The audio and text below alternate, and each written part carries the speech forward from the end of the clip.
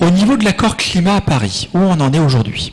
L'accord, le texte de Paris, vient d'être publié il y a quelques jours. Alors pourquoi, vous allez me dire, Paris c'est décembre, pourquoi on vient de le diffuser maintenant?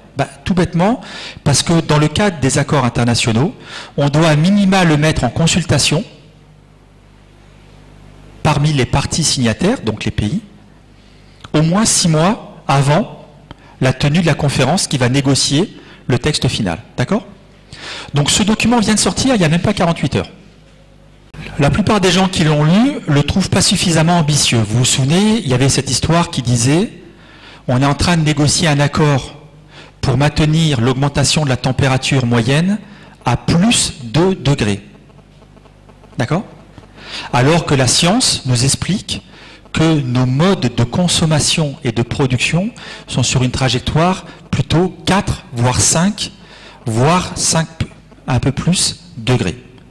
C'est ce qu'on appelle le gap, et vous voyez bien qu'on est un peu en grand écart, qui est qu'on a du mal déjà à élaborer un accord contraignant pour rester sous 2 degrés, alors qu'on est en train d'être sur une fenêtre, une trajectoire d'émission qui nous emmène sur des scénarios beaucoup plus compliqués et entre guillemets catastrophiques, voire irréversibles.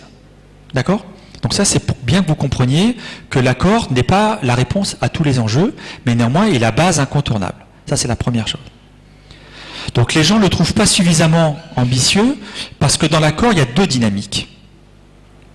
La première est, on s'engage sur une période après 2020. Très important que vous gardiez ça en esprit. Après 2020 veut dire, l'accord qui va être signé à Paris va concerner une mise en œuvre à partir de 2020. D'accord? Donc il y a un deuxième enjeu qui est le avant 2020.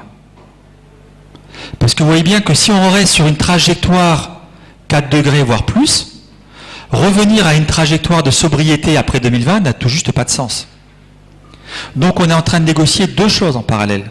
L'accord formel de Paris, dont on a déjà commencé à parler, mais aussi les objectifs avant.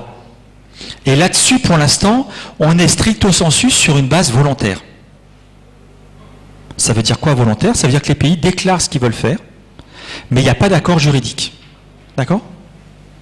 Dans le cadre des différents mécanismes qui existent, actuellement, la question du financement est un point bloquant.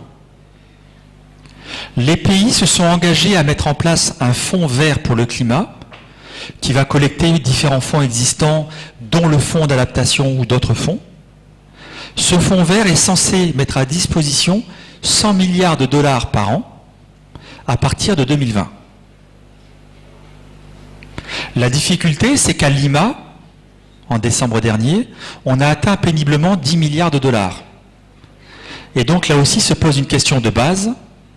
Comment allons-nous aller de 10 milliards de dollars 2015 à 100 milliards de dollars 2020 pour ensuite avoir 100 milliards de dollars de manière annuelle? D'accord? Donc vous voyez bien que tout ça, c'est des enjeux un peu majeurs qui sont sur la table de l'accord de Paris.